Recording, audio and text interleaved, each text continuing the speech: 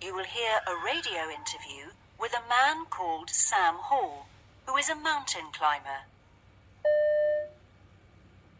This is Kate Green with another edition of Wild Ones, the programme about extreme sports.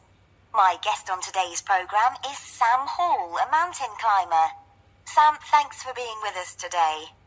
Now, I'd like to start by asking you how you became interested in such a dangerous sport. Well, first I'd like to point out that climbing isn't a dangerous sport, as long as you take it seriously and don't get too excited. Almost all the people who have accidents are badly prepared, you see, and this gives the sport a bad name, which isn't really fair. Is the excitement part of the reason why you are so keen on climbing? Only a small part of the reason, if I try to analyse it. The sense of achievement is more important, I suppose.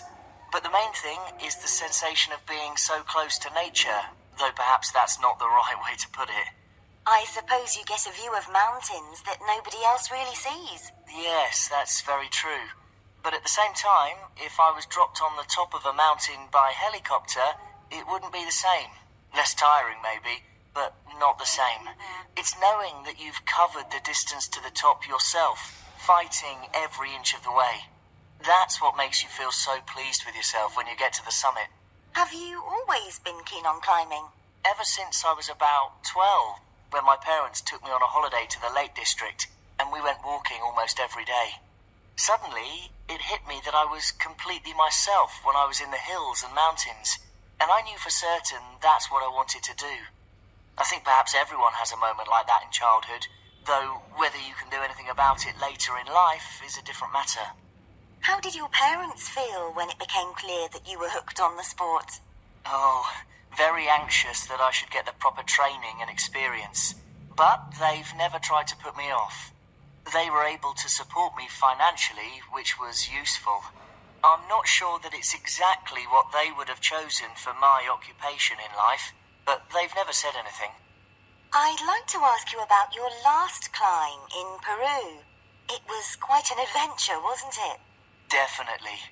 You see, there's a mountain there called Ciula Grande, and nobody had ever climbed the west face. So there I was, with an old friend called Tony Gold. We'd done lots of climbs before, so I suppose we felt fairly sure of ourselves, which, as any experienced climber will tell you, is naturally when it can get dangerous. You make mistakes when you feel confident that you can do it. And what exactly happened to you?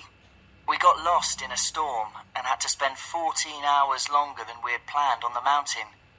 Actually, in the circumstances, we were fortunate. It could have been a great deal worse. We were told later that storms in that region can last for as much as a week at that time of the year. But while we were there in sub-zero temperatures, wondering if anyone would ever find us, that's certainly not how it felt. Well, I'm sure we're all delighted that your adventure turned out happily in the end. Thanks for joining us, and carry on climbing. Thank you, I will.